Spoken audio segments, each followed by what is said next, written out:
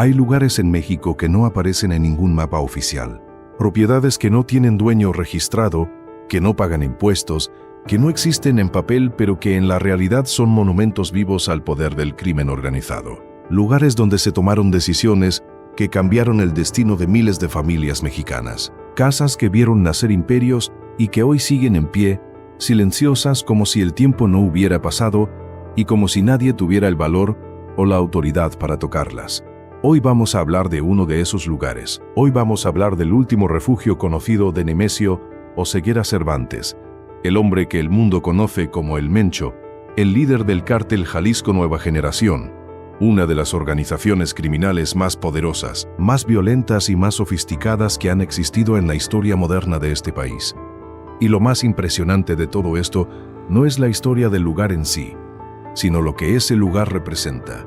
La capacidad de un hombre, de una organización entera, de operar durante años a plena luz del día, frente a las narices del Estado mexicano, sin que nadie pudiera o quisiera detenerlos. Si quieres entender de verdad cómo se mueve el poder en México, cómo funciona la impunidad cuando tiene nombre, apellido y domicilio conocido, suscríbete a este canal porque esto es exactamente lo que hacemos aquí. Nos quedamos con la historia que incomoda, con la que no sale en el noticiero de las 8, con la que te hace entender por qué las cosas son como son en este país y por qué llevan siendo así desde hace décadas. Antes de continuar, necesito que entiendas algo fundamental. Esta no es una historia de película, no es una serie de Netflix ni una narración de ficción disfrazada de realidad. Esto es México real, con nombres reales, con consecuencias reales para gente real. Cuando hablamos de El Mencho, estamos hablando de un hombre que, según las autoridades estadounidenses, tiene una recompensa de $10 millones sobre su cabeza ofrecida por la DEA, la agencia antidrogas más poderosa del mundo. Estamos hablando de alguien que ha evadido operativos, cateos, detenciones y que, según distintas versiones periodísticas, ha sobrevivido incluso a intentos de eliminación directa. Estamos hablando de un hombre que lleva más de una década siendo considerado el capo más buscado de México, uno de los más buscados del mundo, y que sin embargo sigue siendo una sombra, sigue siendo un fantasma que aparece y desaparece, un nombre que se pronuncia en voz baja en ciertos estados de la República, un personaje que algunos en sus territorios de influencia mencionan con el mismo tono con que otros hablan del clima, algo que está ahí, que todos saben que existe, pero del que nadie habla directamente porque hacerlo tiene consecuencias. Y este documental no pretende romantizar eso ni glorificarlo. Todo lo contrario, lo que queremos es que tú que estás viendo esto desde tu casa, desde tu colonia, desde tu ciudad, entiendas el tamaño real de lo que representa este poder paralelo que ha crecido en México durante décadas, muchas veces con la vista gorda de quienes debían impedirlo. Porque entender cómo funciona esto es el primer paso para exigir que cambie. ¿Alguna vez te has preguntado por qué, después de tantos años, de tantos operativos anunciados en conferencias de prensa, con mucha parafernalia y poca sustancia, este hombre sigue libre?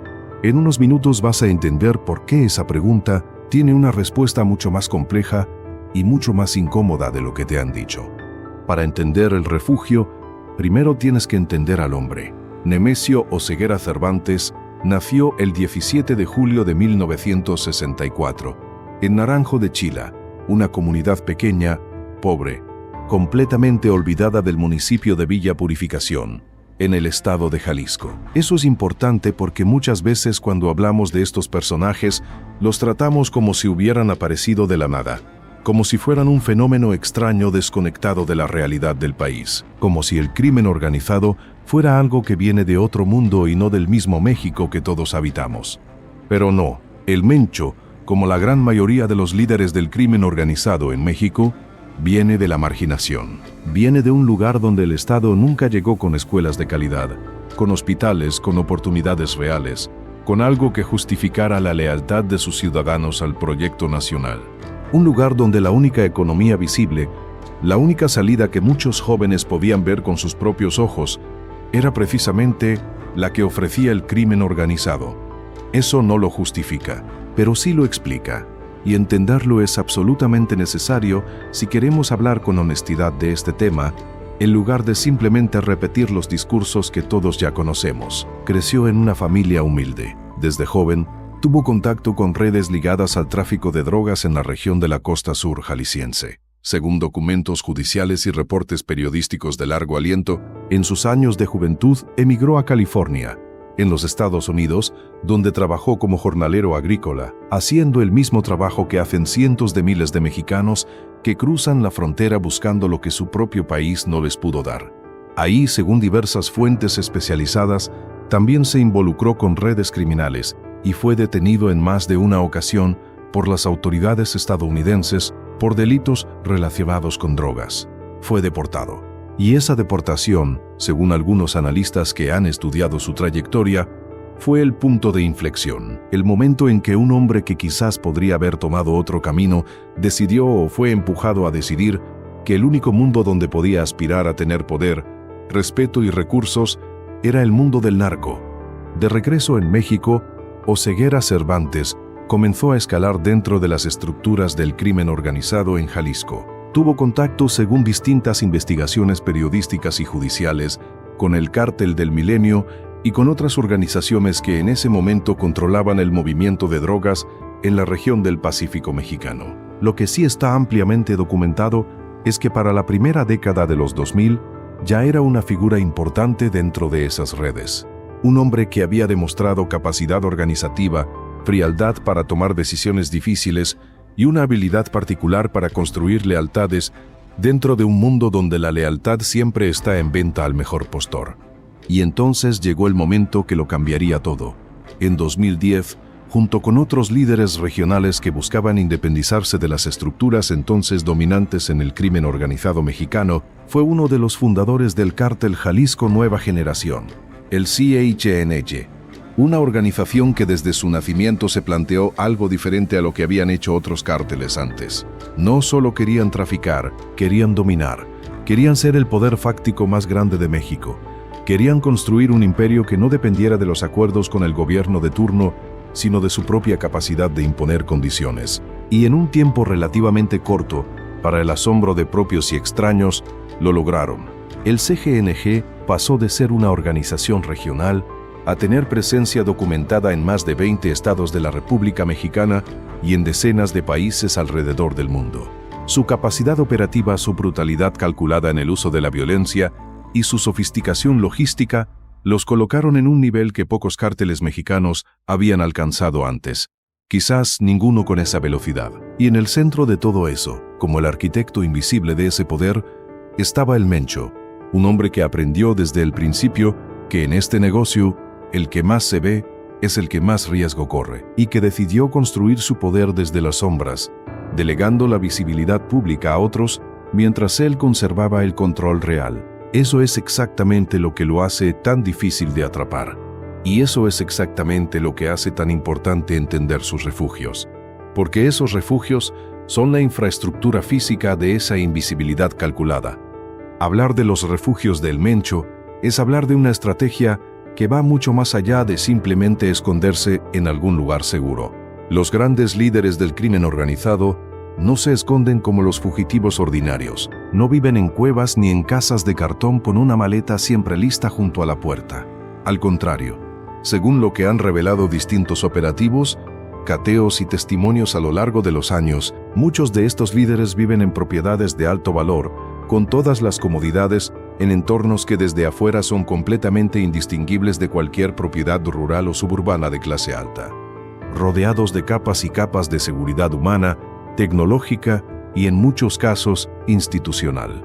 Es decir, la protección no solo viene de los guardaespaldas armados que patrullan los perímetros, viene también, según versiones y documentos periodísticos que han sido publicados por medios nacionales e internacionales de larga trayectoria, de redes de complicidad dentro de estructuras del Estado, policías, militares, funcionarios de distintos niveles, políticos locales y estatales. Esa es la verdad incómoda que explica por qué alguien con una recompensa de $10 millones sobre su cabeza puede seguir moviéndose con relativa libertad durante años. No es incompetencia de las autoridades, al menos no solo eso, es un sistema, Un sistema donde la complicidad y la corrupción crean un escudo que ningún operativo convencional puede penetrar de forma eficiente. Y cuando empezamos a rastrear los lugares asociados a la presencia física de El Mencho, lo que encontramos no es un solo refugio aislado, es una red de propiedades, de casas de seguridad, de ranchos, de inmuebles distribuidos estratégicamente en distintos puntos del país, pero con una concentración especial en los estados de Jalisco, Colima, Michoacán y en menor medida Guanajuato. Propiedades que en su mayoría no aparecen a nombre de Nemesio Oseguera Cervantes en ningún registro público. Aparecen a nombre de prestanombres, de empresas fantasma constituidas en diferentes estados, de familiares con apellidos que no se asocian directamente con él, de testaferros cuya identidad en muchos casos sigue siendo desconocida para las autoridades. Una arquitectura jurídica y financiera sofisticada diseñada específicamente para que el rastro se pierda en laberintos burocráticos, para que la verdad sea prácticamente imposible de demostrar en un tribunal con los estándares de prueba que exige el sistema legal. Pero los periodistas, los investigadores, los valientes hombres y mujeres que se han metido en esta historia a riesgo de su propia integridad, de su propia vida, han logrado reconstruir partes importantes de ese rompecabezas. Y lo que muestran esas piezas es impresionante. Dentro de un momento, te voy a mostrar el detalle que lo cambia todo. El detalle que hace que esta historia deje de ser sobre una propiedad y se convierta en una historia sobre el poder real en México. Uno de los casos más documentados y más reveladores tiene que ver con una propiedad ubicada en la región de Aguililla, Michoacán. Un lugar que muchos mexicanos conocieron de golpe en los últimos años, precisamente por la violencia que ahí se desató de forma abierta y sin ningún pudor. Por los bloqueos de carreteras con camiones y troncos, por las imágenes que circularon en redes sociales de grupos armados con uniformes tácticos y armamento de guerra, patrullando calles de municipios pequeños como si fueran un ejército regular con todo el derecho del mundo de estar ahí. Aguililla es un municipio de la Tierra Caliente michoacana, una región que durante décadas ha sido disputada por distintas organizaciones criminales y que en los últimos años se convirtió en uno de los territorios más importantes y más sangrientamente disputados del país. Una tierra donde el maíz, el aguacate y la ganadería han convivido históricamente con el tráfico de drogas, con economías que se entrelazan de formas que desde la capital o desde el extranjero resulta difícil entender en su verdadera complejidad.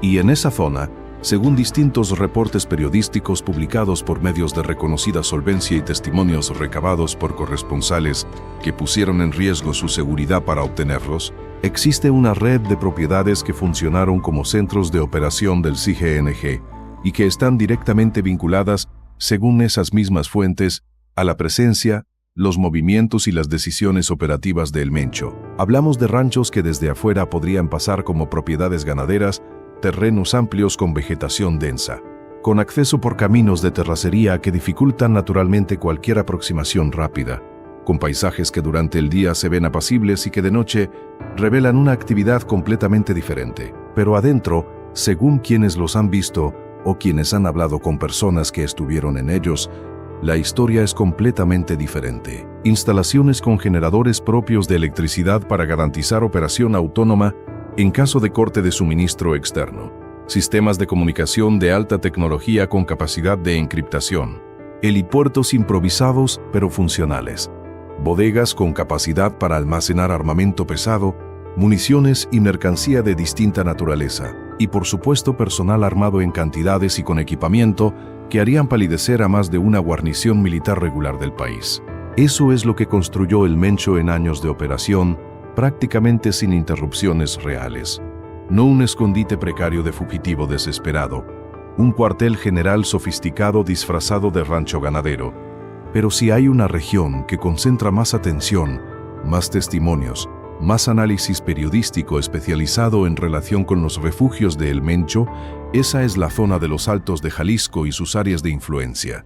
Una región que irónicamente es conocida en México principalmente por su ganadería de alta calidad, por su producción lechera, por la cultura charra que la impregna, por sus fiestas religiosas de arraigo profundo y por ser la cuna de una identidad ranchera que forma parte del imaginario nacional.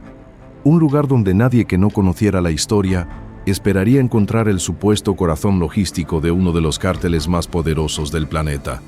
Y quizás precisamente por eso fue elegido, porque la mejor forma de esconder algo no siempre es enterrarlo en un lugar imposible de encontrar. A veces la mejor forma de esconder algo es ponerlo justo en medio de lo más ordinario, de lo más cotidiano, de lo que nadie voltea a ver dos veces porque lo da absolutamente por sentado. Un rancho en los Altos de Jalisco no levanta sospechas.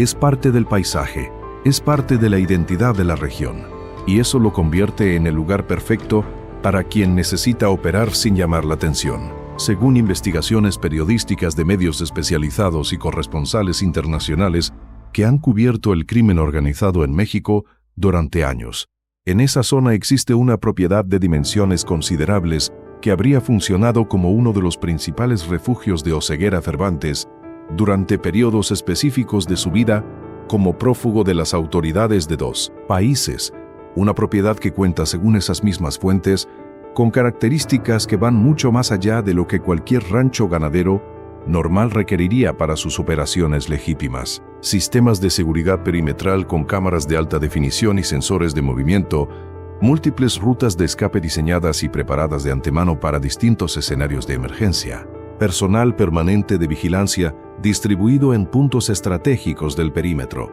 y una logística diseñada para garantizar que el ocupante principal pudiera desaparecer de las instalaciones en cuestión de minutos si fuera necesario.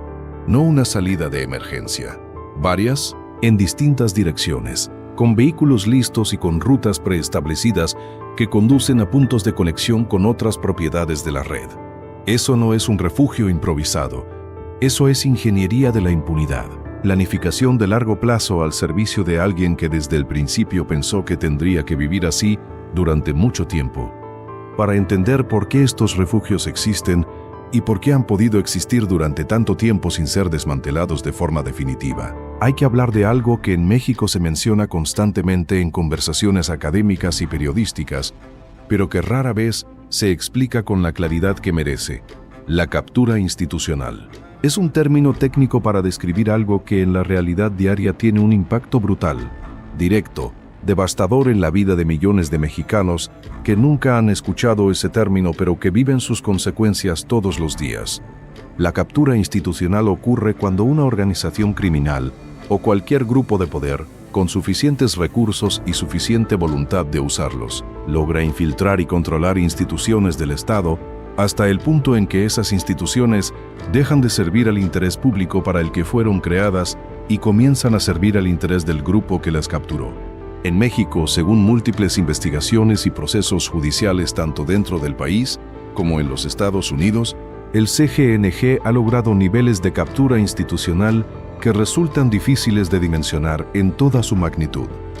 Policías municipales, estatales y en algunos casos federales, que en lugar de combatir al cártel, funcionan como su sistema de alerta temprana, avisando con anticipación cuándo y cómo van a operar los operativos en su territorio. Funcionarios de distintos niveles gubernamentales que filtran información sobre operativos antes de que estos se lleven a cabo, convirtiendo cualquier esfuerzo de inteligencia en papel mojado. Políticos locales que reciben financiamiento de campaña o simplemente sobres con efectivo, a cambio de mirar hacia otro lado cuando la organización necesita operar con tranquilidad. Y en algunos casos documentados y ya judicializados, incluso elementos de las Fuerzas Armadas que han sido señalados, detenidos y procesados por su presunta vinculación con estas redes. Eso explica algo que de otra forma resulta genuinamente inexplicable para cualquier ciudadano que intente entenderlo con lógica ordinaria. ¿Cómo un hombre con una recompensa de $10 millones sobre su cabeza, uno de los más buscados del mundo con todo el aparato de inteligencia de dos países detrás de él, puede tener una presencia tan consistente en regiones específicas del país sin ser detectado o detenido? La respuesta no es que las autoridades no saben dónde está.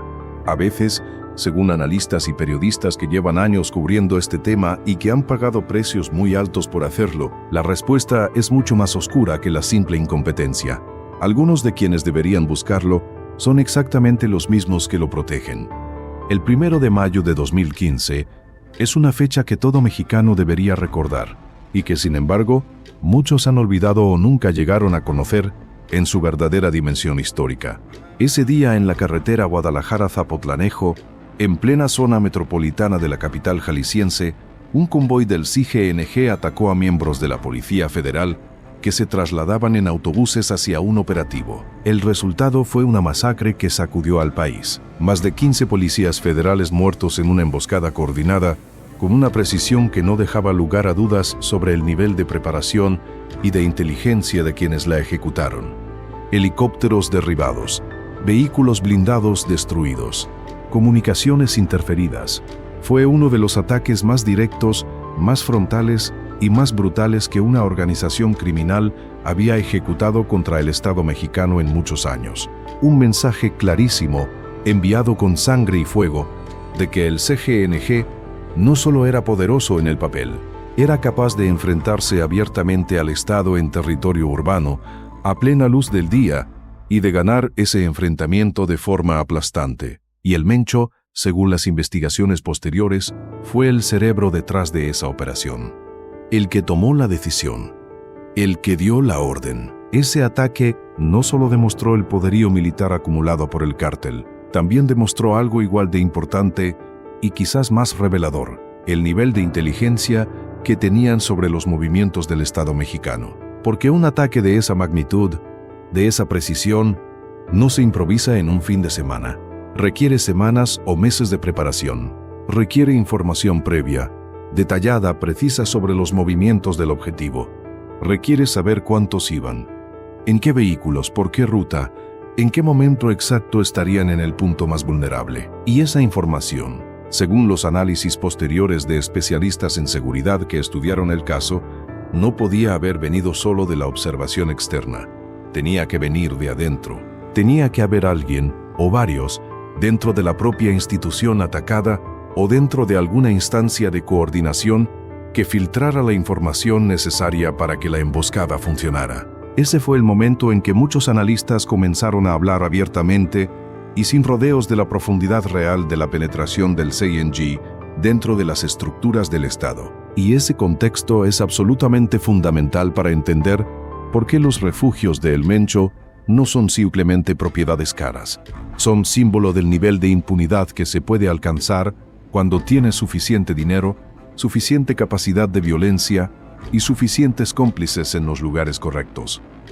Hay otro episodio que marcó un antes y un después en la historia del CGNG y de El Mencho específicamente, y que revela mucho sobre la estructura y la resiliencia de la organización. En agosto de 2015, en el contexto de operativos en Michoacán, Rubén Oseguera González, conocido como el Menchito, el hijo de Nemesio Oseguera Cervantes, fue detenido por las autoridades mexicanas. No fue un proceso simple ni rápido. Hubo disputas legales, recursos de amparo, momentos en que parecía que el proceso se congelaría indefinidamente. Fue presentado ante las autoridades, fue procesado, y durante años el caso fue seguido de cerca tanto por las autoridades mexicanas como por las agencias estadounidenses que llevan tiempo tratando de encontrar la palanca adecuada para desmantelar el cártel. Finalmente, el Menchito fue extraditado a los Estados Unidos, donde enfrentó cargos por narcotráfico y otros delitos graves. La extradición fue presentada en su momento como un golpe significativo contra la organización. Y en cierta medida lo era, porque la familia de un líder criminal de ese nivel no es solo la familia en el sentido afectivo y personal. Es también parte de la estructura de poder, es parte de la cadena de mando informal, es parte de la red de confianzas que sostiene la organización en los momentos de mayor presión. Pero la organización no se detuvo. El CGNG siguió operando con la misma intensidad, siguió expandiéndose hacia nuevos territorios, siguió siendo la amenaza que era, y en algunos aspectos se volvió más agresiva. Lo que ese episodio demostró, de forma muy clara para quienes estaban observando, es la resiliencia de una organización que fue construida desde el principio pensando en la posibilidad de perder piezas importantes. Una organización diseñada para sobrevivir los golpes que inevitablemente llegarían, para adaptarse a las circunstancias cambiantes, para reinventarse sin perder el control de los territorios y los mercados que había construido con años de inversión en violencia y corrupción. Y en el centro de esa capacidad de adaptación, como siempre, estaba la figura de El Mencho, el hombre que sigue siendo el corazón del sistema, el que sigue siendo la sombra que nadie ha podido atrapar todavía. Hay un detalle operativo que los investigadores y periodistas especializados en el tema repiten constantemente y que resulta crucial para entender la estrategia de supervivencia de Oseguera Cervantes: su capacidad de moverse de forma constante e impredecible, a diferencia de otros líderes criminales que tendían a establecerse en un lugar fijo, que construían su poder sobre la base de un territorio claramente definido del que no querían o no podían alejarse demasiado. El Mencho desarrolló desde temprano una estrategia de movilidad perpetua. No tiene un solo refugio permanente, tiene muchos, y rota entre ellos de forma impredecible, siguiendo patrones que cambian de manera deliberada y constante para dificultar cualquier intento de seguimiento sistemático. Eso significa que cuando hablamos del último refugio de El Mencho, no estamos realmente hablando de un lugar específico y permanente donde alguien podría ir a buscarlo con relativa certeza de encontrarlo. Estamos hablando de un sistema complejo de propiedades interconectadas, de rutas establecidas, de redes humanas que le permiten estar en un lugar determinado hoy y en otro completamente diferente mañana, sin dejar rastro verificable, sin activar las alarmas que podrían llevarlo a ser detectado. Según fuentes periodísticas especializadas que han investigado su modus operandi durante años, algunos de esos movimientos se realizan en vehículos completamente ordinarios, sin placas identificables como vinculadas a la organización, manejados por personas que no tienen antecedentes conocidos. Otros en avionetas que aterrizan en pistas clandestinas diseminadas por distintos estados del país, pistas que en muchos casos no aparecen en ningún registro aeronáutico oficial. Y otros, según se ha reportado, incluso a caballo por caminos de terracería o veredas de montaña que ningún vehículo convencional podría transitar y que ningún dron comercial podría seguir entre la densidad de la vegetación. Esa movilidad no solo lo protege físicamente de la acción de las autoridades, también lo convierte en algo casi mítico dentro de las narrativas del crimen organizado y de las comunidades donde opera. Hay quienes afirman haberlo visto en Guadalajara, otros en Apatzingán, otros en municipios de Colima y otros más en estados completamente diferentes, en fechas que muchas veces se traslapan entre sí, lo que hace imposible verificar cuál de esos avistamientos corresponde a la realidad y cuál es parte de la cortina de humo cuidadosamente construida que rodea su figura. Y eso es exactamente lo que se busca con esa estrategia: la incertidumbre como escudo, la confusión como instrumento de seguridad personal, mantener a todos, autoridades e investigadores, moviéndose en la dirección equivocada mientras él permanece en la dirección correcta para sus propósitos. Pero hay algo que la movilidad constante y el cambio permanente de refugios no puede borrar completamente: la huella económica. Porque mantener esa red de propiedades, esa logística de movimiento constante y seguro, ese personal de seguridad distribuido en múltiples ubicaciones simultáneamente, ese sistema de comunicaciones paralelo y encriptado, ese arsenal de vehículos, esas pistas clandestinas, esa estructura de inteligencia propia que monitorea los movimientos del Estado, todo eso cuesta dinero, muchísimo dinero. Y ese dinero tiene que venir de algún lado, tiene que moverse a través de algún sistema, y en ese movimiento inevitablemente deja rastros que, cuando existe la voluntad institucional de seguirlos, se pueden rastrear. El CGNG, según los análisis más recientes de organismos como el Departamento del Tesoro de los Estados Unidos, la Oficina de las Naciones Unidas contra la Droga y el Delito y distintas organizaciones especializadas en seguimiento de flujos financieros ilícitos, mueve cifras que se cuentan en miles de millones de dólares al año. No millones, miles de millones. Y eso no se hace simplemente con efectivo en una maleta que alguien lleva de ciudad en ciudad. Se hace con una infraestructura financiera sofisticada, que incluye empresas legítimas de distintos giros, utilizadas como vehículos para lavar dinero, inversiones estratégicas en bienes raíces, tanto en México como en el extranjero, cuentas en sistemas bancarios de distintos países que tienen diferentes niveles de cooperación con las autoridades mexicanas y estadounidenses, transferencias a través de sistemas alternativos de remesas que operan en los márgenes del sistema financiero formal y una red de contadores, abogados, notarios y financieros que le dan apariencia de legalidad a dinero que en su origen es producto directo de la muerte, el dolor y el sufrimiento de miles de personas. Esa infraestructura financiera es parte de lo que sostiene los refugios de El Mencho. Es parte de lo que financia esa red de protección institucional. Y es también parte de lo que hace tan difícil desmantelar la organización de raíz.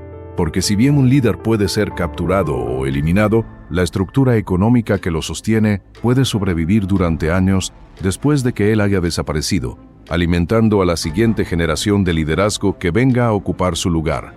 Eso lo saben las autoridades. Y eso lo saben también los operadores del cártel que han construido esa infraestructura financiera precisamente pensando en el largo plazo, en la continuidad de la organización, más allá de los destinos individuales de sus líderes. Y aquí es donde la historia da un giro, porque todo lo que hemos contado hasta este punto, los refugios, la tecnología, la captura institucional, la estrategia de movilidad, la infraestructura financiera, todo eso nos lleva necesariamente a un elemento que usualmente queda fuera de los reportes convencionales, pero que es quizás el más importante de todos para entender la magnitud real del fenómeno: el impacto en las comunidades. Las regiones donde El Mencho y el CIGNG han establecido su presencia de largo plazo no son simplemente zonas de operación criminal en un mapa. Son comunidades reales, con personas reales, con niños que van a la escuela por las mañanas y que de camino ven a hombres armados como si fuera lo más normal del mundo, con adultos que intentan llevar una vida cotidiana en medio de circunstancias que resultan extraordinariamente difíciles para cualquier persona que intente entenderlas desde afuera. Y lo que el crimen organizado hace con esas comunidades va mucho más allá de la violencia visible, de los balazos y los cadáveres que salen en las noticias y generan likes en redes sociales, porque hay una violencia invisible, cotidiana, silenciosa, que es quizás más destructiva a largo plazo que la violencia física, la que transforma las relaciones sociales desde adentro, la que hace que la gente aprenda a no ver aunque tenga ojos, a no escuchar aunque tenga oídos, a no hablar aunque tenga voz, la que convierte el silencio en la única estrategia de supervivencia disponible. Hay municipios en Jalisco, en Michoacán, en Colima, donde la gente sabe perfectamente quiénes son los hombres armados que patrullan sus calles. Sabe de qué organización son, sabe a quién le deben obediencia y quién da las órdenes detrás de la escena, pero no lo dice.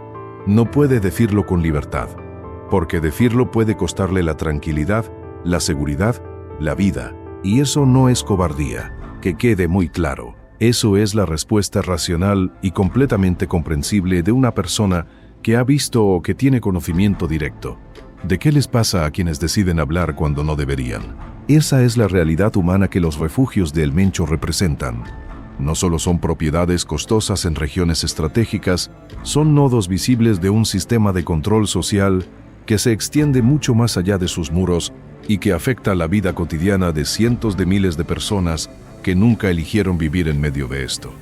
Y en esa realidad hay historias que no se cuentan con suficiente frecuencia ni con suficiente profundidad.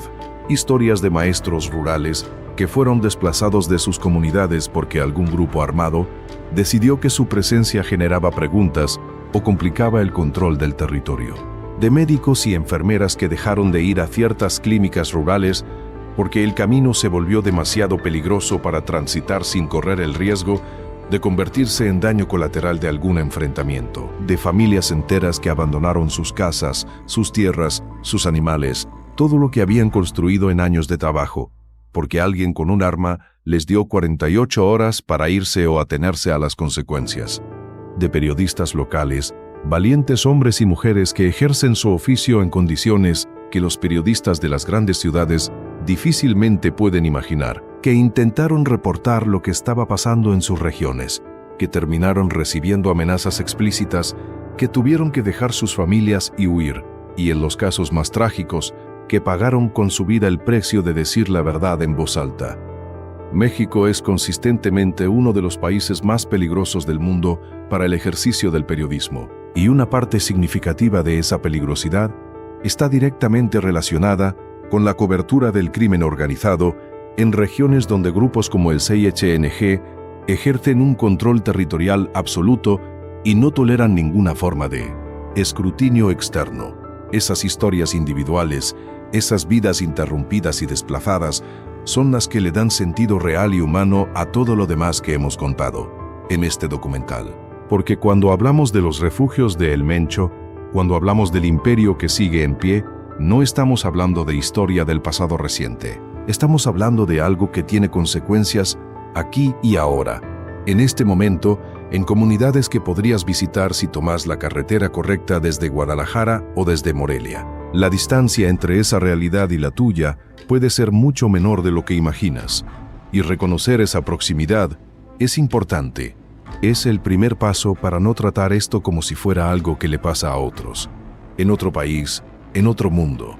Ahora bien, sería injusto y deshonesto presentar un panorama completamente oscuro sin reconocer que ha habido esfuerzos institucionales, que ha habido operativos, que ha habido momentos en que el Estado mexicano ha dado golpes reales y significativos contra el CGNG. Los ha habido, decomisos importantes de armamento y droga, detenciones de figuras de distintos niveles de la organización, desde operadores locales hasta figuras de segundo y tercer nivel, con roles estratégicos importantes, aseguramientos de bienes y propiedades, procesos de extradición que han llevado a integrantes del cártel a enfrentar la justicia estadounidense.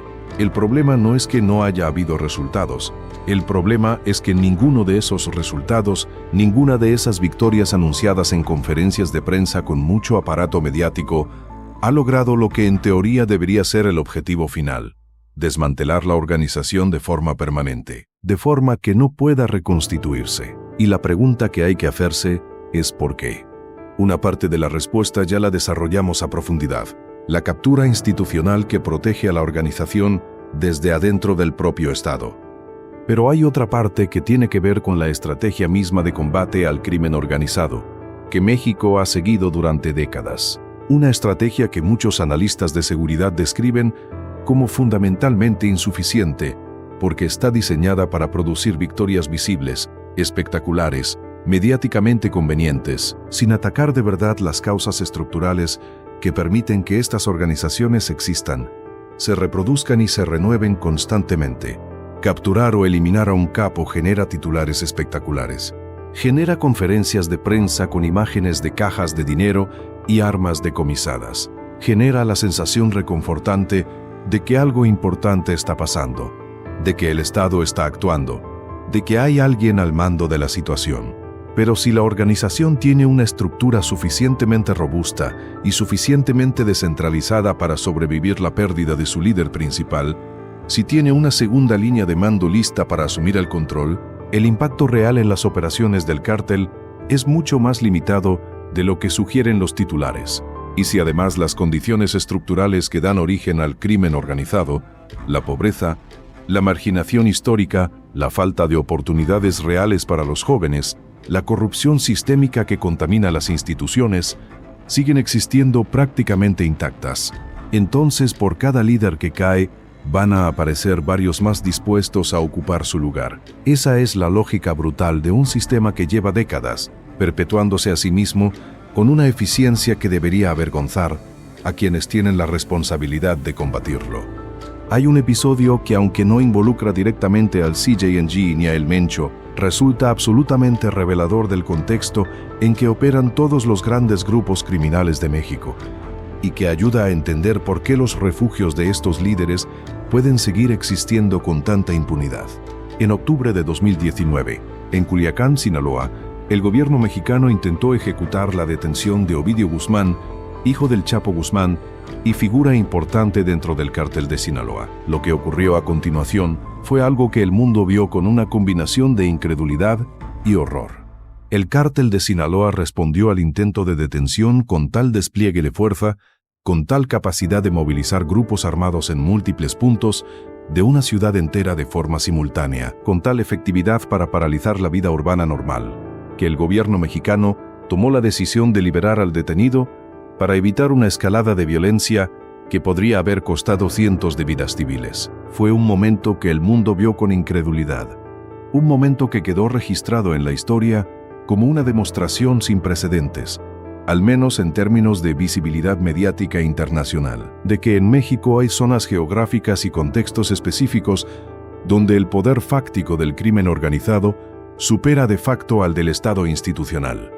Ahora bien, si eso fue posible con el cártel de Sinaloa, que históricamente había mantenido una relación más discreta, más pragmática y menos confrontacional con las instituciones del Estado, ¿qué pasa en los territorios donde opera el CIGNY? Una organización que desde su fundación se definió a sí misma por una disposición mucho mayor a la confrontación directa con las autoridades, que ha derribado helicópteros y emboscado convoys militares, que ha enviado mensajes muy claros de que no tiene intención de negociar desde una posición de debilidad. La respuesta a esa pregunta es lo que hace que hablar de los refugios de El Mencho no sea simplemente una conversación sobre bienes raíces o sobre la logística de un fugitivo famoso. Es una conversación sobre el estado real del Estado mexicano en ciertas regiones del país, sobre quién manda realmente en esos territorios, sobre cuál es el contrato social que realmente rige la vida de personas que viven bajo esa autoridad paralela de facto. Los Altos de Jalisco, Aguililla, la Tierra Caliente. Hay algo en estas regiones que va más allá de la geografía o de la economía y que tiene que ver con la identidad, con la cultura, con formas de organización social que tienen siglos de historia y que el crimen organizado ha aprendido a leer, a entender y a explotar de forma muy eficaz.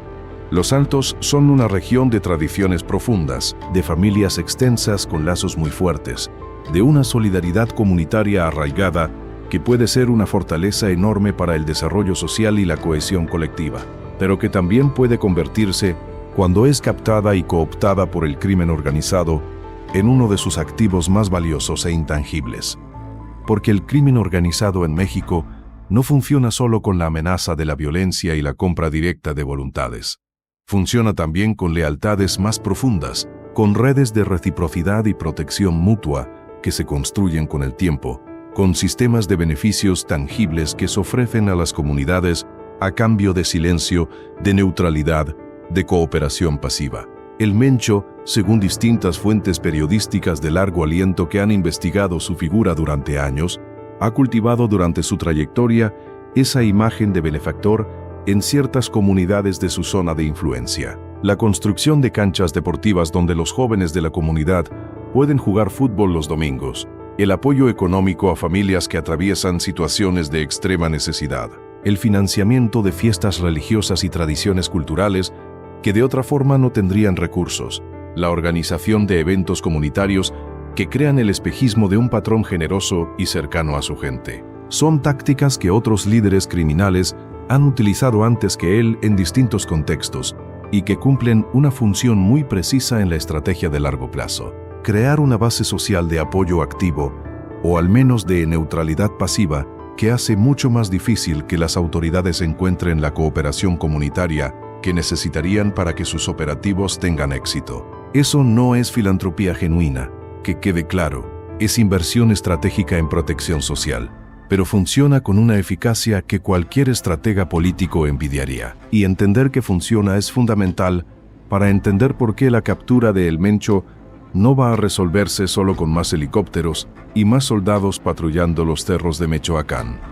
Hay otro elemento que complica todavía más el cuadro, y que tiene que ver con la dimensión verdaderamente global del CENG, una dimensión que muchas veces se subestima cuando la conversación se centra en los refugios domésticos o en las disputas territoriales internas. Porque aunque hablamos de propiedades en Jalisco y en Michoacán, aunque hablamos de ranchos y de casas de seguridad en la Tierra Caliente, la organización que El Mencho lidera no es una organización local ni regional en el sentido de que sus operaciones o sus mercados estén confinados al territorio mexicano. Es una organización de alcance genuinamente global, según informes de la DEA, de agencias de inteligencia europeas y de organismos internacionales especializados en el seguimiento del crimen organizado transnacional. El CIGNG tiene presencia operativa documentada en países de Europa Occidental, en Asia Oriental, en distintas naciones de América Latina y en puntos de África que sirven como nodos de distribución hacia otros mercados. Sus redes de producción y distribución de metanfetamina, fentanilo y otros opioides sintéticos han llegado a mercados que hace una sola década nadie hubiera imaginado que estarían conectados con el crimen organizado mexicano. Y eso tiene implicaciones directas y muy concretas sobre los recursos económicos con que cuenta la organización, sobre su capacidad de adaptación ante los golpes que recibe, y sobre la complejidad geopolítica de cualquier esfuerzo serio por desmantelarla de forma efectiva.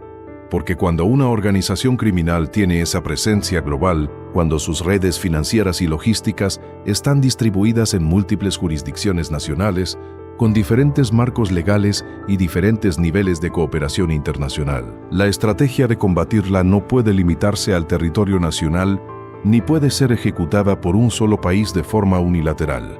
Requiere cooperación internacional sostenida en el tiempo, requiere acuerdos de extradición que se cumplan de forma consistente y no selectiva, requiere intercambio de inteligencia en tiempo real entre países que no siempre tienen los mismos intereses estratégicos ni las mismas prioridades políticas.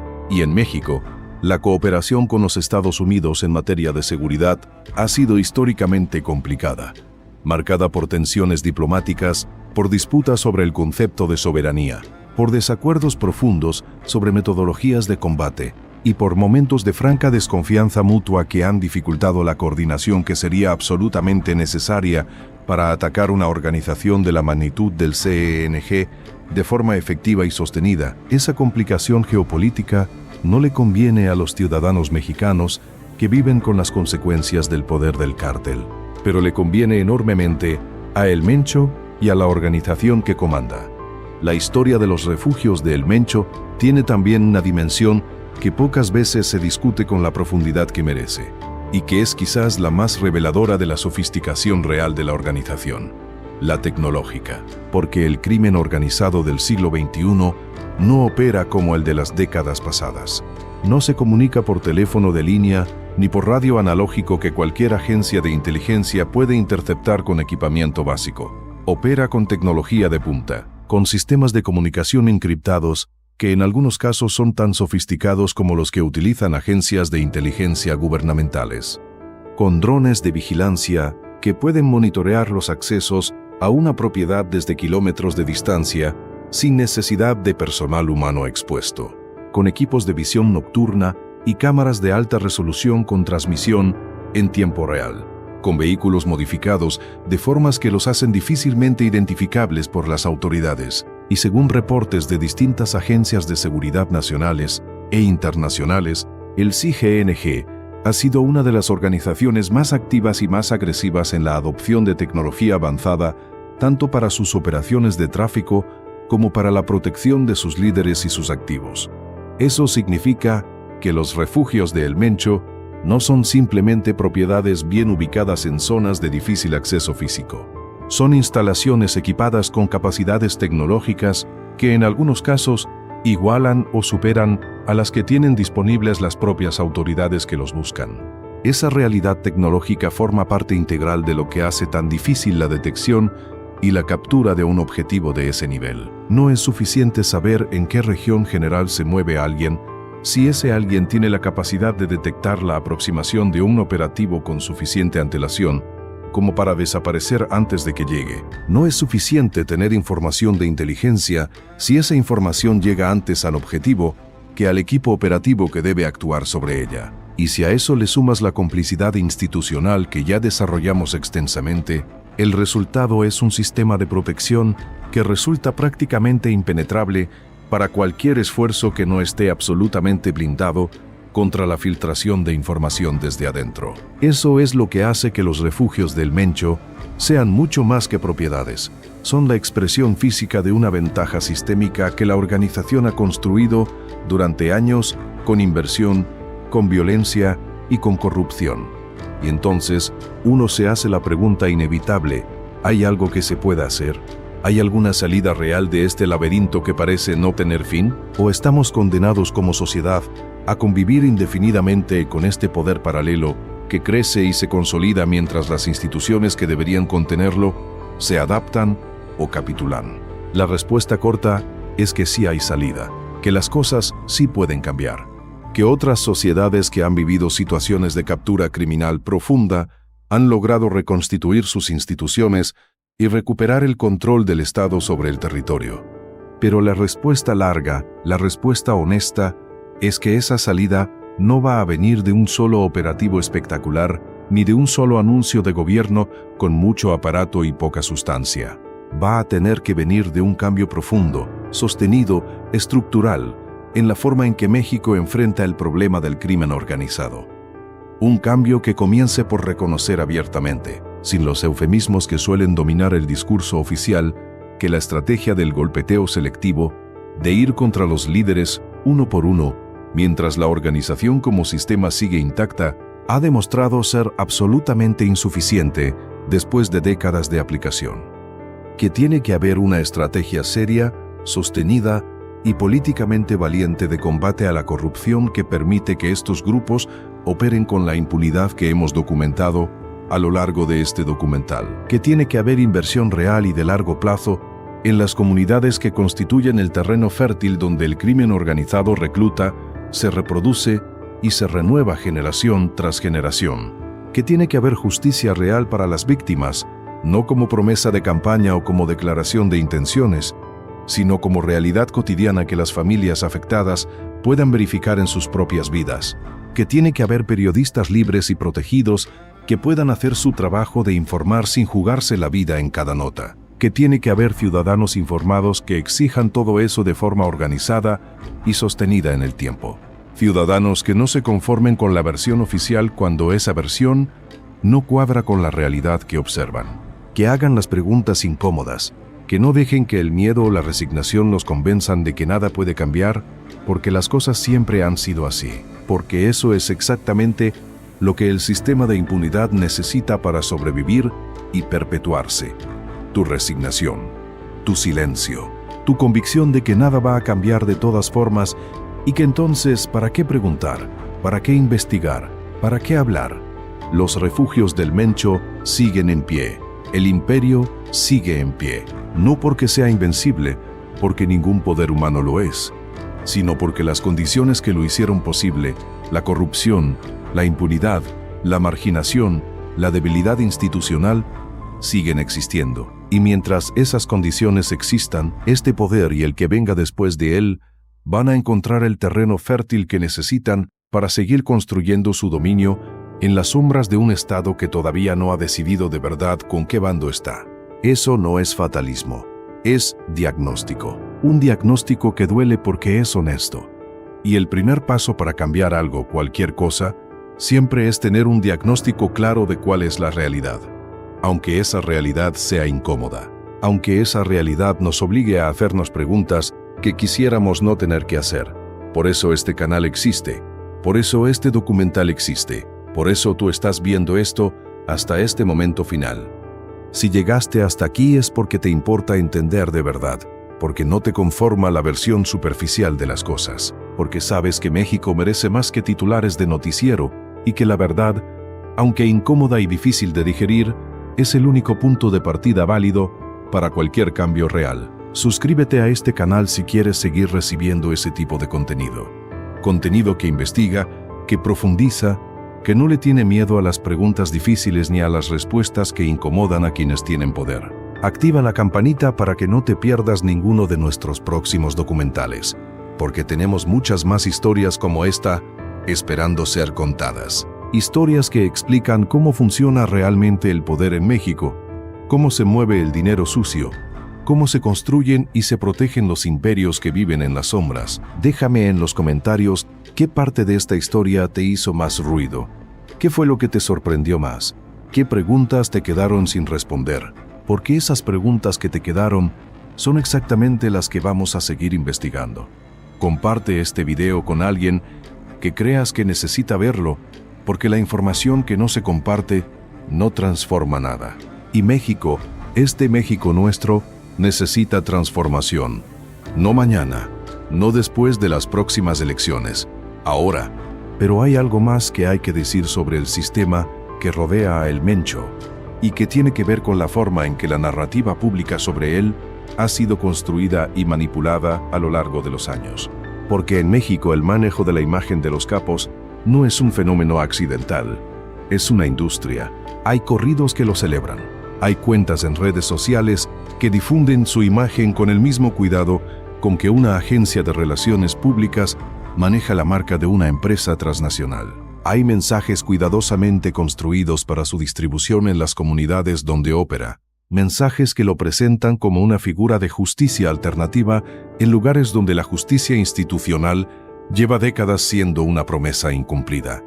Ese manejo de imagen no es vanidad, es estrategia de poder, porque en regiones donde el Estado ha fallado de forma consistente y visible, la figura del protector alternativo que llena ese vacío tiene un atractivo genuino para personas que han tenido razones muy concretas para desconfiar de las instituciones oficiales. Eso no justifica nada, pero explica por qué el apoyo social a ciertos líderes criminales no es simplemente el resultado del miedo. A veces es genuino, a veces viene de personas que han visto más beneficios tangibles del cártel que del gobierno en sus propias comunidades, y esa realidad es la más difícil de enfrentar para cualquier estrategia seria de recuperación institucional del territorio. La pregunta que muchos se hacen y que pocas respuestas satisfactorias tiene es ¿qué pasaría si el Mencho fuera capturado o eliminado mañana? ¿Terminaría el CING? ¿Desaparecería la amenaza? La historia del crimen organizado en México ofrece lecciones muy claras al respecto, aunque sean lecciones que duelen escuchar. Cuando el Chapo Guzmán fue capturado y extraditado, el cártel de Sinaloa no desapareció. Se reorganizó bajo nuevos liderazgos y siguió operando quizás con menos visibilidad mediática, pero con la misma capacidad operativa en lo esencial. Cuando Arturo Beltrán Leiva fue eliminado, su organización se fragmentó. Sí, pero los fragmentos no desaparecieron. Se transformaron, se reubicaron, se aliaron con otros grupos. El crimen organizado en México ha demostrado una capacidad de adaptación y de resiliencia institucional que supera en muchos sentidos a la de las propias instituciones del Estado, que intentan combatirlo. Eso no significa que capturar a El Mencho sea irrelevante.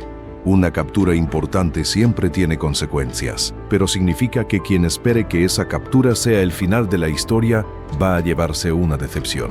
Porque la historia del crimen organizado no tiene un solo villano que al ser eliminado haga que todo se resuelva. Tiene un sistema, y los sistemas no se desmantelen capturando individuos, se desmantelen atacando las condiciones que los hacen posibles y los hacen necesarios para quienes los integran. Y en todo esto hay una dimensión que pocas veces se menciona con la franqueza que merece: el papel del consumidor. El CGNG, como todos los cárteles del narcotráfico, no existiría sin mercados, sin personas que compran las sustancias que produce y distribuye. Y esos mercados no están solo en México, están en los Estados Unidos, en Europa, en Asia. La demanda de drogas en los países más ricos del mundo es la gasolina que alimenta el motor de organizaciones como el CGNG. Cada gramo de metanfetamina que se consume en Los Ángeles o en Chicago, cada píldora de fentanilo que destruye una vida en Ohio o en Pensilvania, representa una transacción económica que llega, a través de cadenas largas y complejas, hasta las estructuras financieras del cártel. Y eso significa que la solución al problema no puede ser solo mexicana.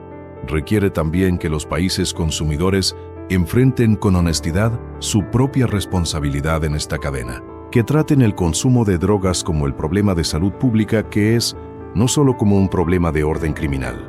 Que inviertan en tratamiento y prevención con la misma energía con que invierten en persecución y encarcelamiento. Que reconozcan que mientras exista una demanda millonaria de las sustancias que producen los cárteles, siempre habrá alguien dispuesto a asumir el riesgo de producirlas y distribuirlas sin importar cuántos líderes sean capturados en el camino. El fenómeno de los desplazados internos en México es otro capítulo oscuro de esta historia, que no se puede ignorar. Decenas de miles de personas, familias enteras, han tenido que abandonar sus comunidades de origen en los últimos años como consecuencia directa de la violencia del crimen organizado. Según organismos de derechos humanos que documentan el fenómeno, México tiene uno de los números más altos de desplazados internos por violencia de toda América Latina, y una parte significativa de ese desplazamiento ocurre en los estados donde el CGNG tiene presencia dominante.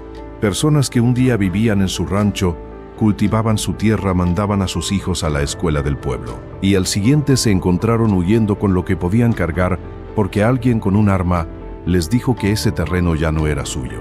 Esas personas existen, tienen nombres, tienen historias, y su sufrimiento es tan real como cualquier estadística que aparezca en un informe gubernamental.